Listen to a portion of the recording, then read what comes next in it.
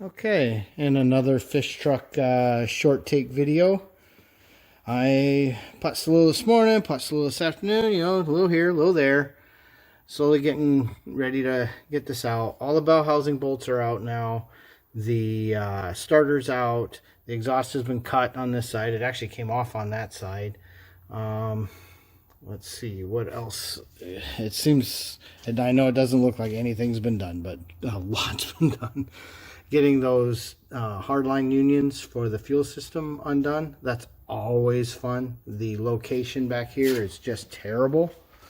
As far as, I don't know if I can show you where it is, but yeah, you can kind of see where it goes back over. Getting your flare wrench on those is never, ever, ever fun. Although I've done very little work from above today. It's mostly been down underneath, remembering what it's like to be on a creeper. Holy crap. This working on the ground sucks. You know, Sawzall had to come out for this side. And then I wound up cutting the one pipe out anyway because this sensor's not too old. So I'll harvest that. But I didn't feel like doing it under the truck. Anything I don't have to do under there where it's raining rust helps. You know, obviously a lot of goggle wearing under there. Really, all that's left in here is pull the two mount cross bolts, get a tranny jack under the tranny because it won't be supported. Get a crane in here, throw some tires on here because I'll have to rock it back because I'm not going to have enough room, and yank it up. It's literally that simple. I've had this engine out from running truck to engine on the floor in 2 hours in the past, but it was a much newer truck back then, so a lot more turned easily. I spent more time on one bolt today than I think I did the entire time the first time I pulled it apart. So, but yeah, although running, you know, in air quotes, it wasn't running well. You can see parts are starting to accumulate. This grill is actually in really good shape, so I'm going to see if I can find anybody who needs it. You know, I mean, it's not pristine, but it's not bad. So, you know, I've seen a lot worse out there, so I'll see if somebody needs that. Outside of that, we're getting lower and lower on what we're harvesting. You know, at some point I'm going to harvest, you know, engine computers, some fuse centers, things like that that are handy to have, a whole bunch of wire ends. And I found more mouse damage, which, you know, because it sat for so long. So suddenly you'll notice I'm just cutting wires. Not too worried. I just want the ends for any repairs downstream. Not going to bother keeping this guy. This thing's been bad for, what, 7 years? Yeah, there hadn't been analog brakes in this truck in a long time. Yeah, other than that, fuel tank, engine, some cable ends, a couple little knickknacks, and this thing's ready to roll out. I do have 3 of the 4 junk tires that it's going to leave on in the other fish truck, but I didn't bring them back. I should have the 4th one next week because I don't want to send out perfectly good tires. And then I may harvest a little bit out of the interior. I haven't decided. You know, I wish I had a use for that console. It's in really, really great shape. I don't. So, because I'm not going to bother adding it. I've never actually used it as it is. I will harvest the sun visors though, because these are in better shape than the other one. And all these little fuses and things like that that are handy to have. And definitely the cruise stock, because those are a pretty high failure item. Let's see, like I said, I've already harvested the cruise control. That's sitting in a bucket there. I believe there's a 92 that needs it, so we'll use it for that. And yeah, you can see I've actually done a pretty good job of not spilling a bunch of fluids everywhere. It's pretty clean down here.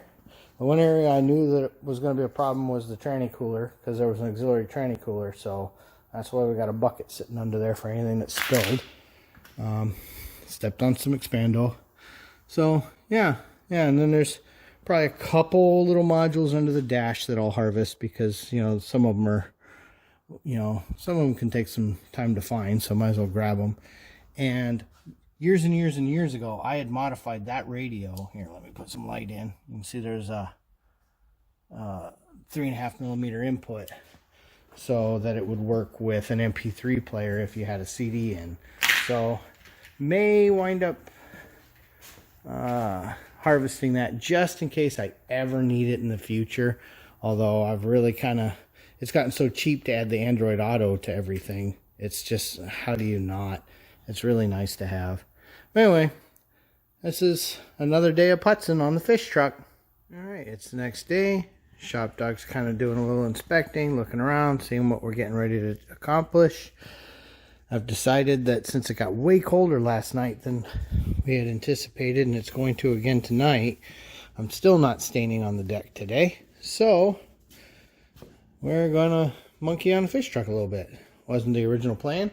You know, ShopDog definitely contributed, so we have the Febreze out. So it is what it is.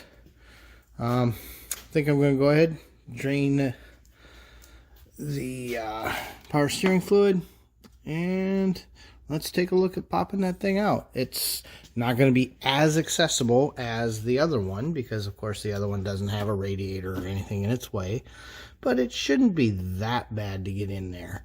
So we'll do some updates as we go. Okay, we've got her skinned. I just got the skid plate off. I haven't drained her yet. I'm just going to take a look, make sure I'm happy with everything, and then we'll go ahead and start pulling this all apart. Yay, gotta be done. Dog's had enough of this. I think I finally have a gear in. The bolts between a 98 and a 99 are ever so slightly not the same. So that was interesting. They were not going in. So wound up cleaning everything up, sitting with the thread file for a while and cleaned everything up because, of course, I don't have a rethreader that size. And I'm not sure why they're different. They're super close. One appears to be 13 threads per inch, whereas the other appears to be 2 millimeters.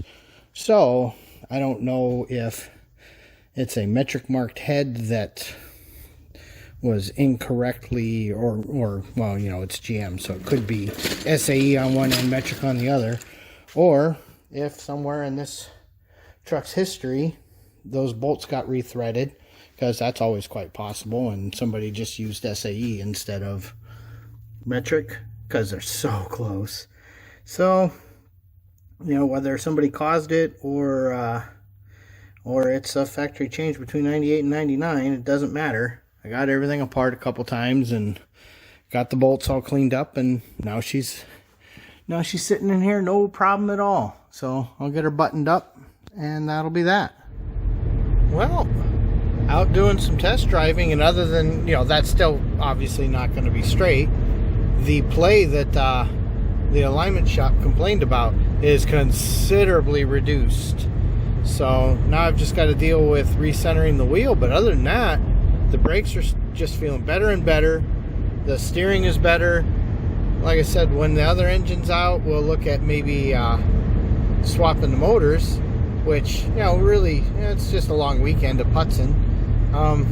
Yeah, I think we got us a fish truck. It's driving very confident, it's driving well, and honestly, the more I drive it, the better the engine seems to run. So I'm sure it hasn't been used much in the last 4 or 5 years, is going to be my guess. With the state it was in, people were probably not relying on it much. But no, it's really come a long way. So I think that's going to close out our fish truck video for this weekend. So have a great day.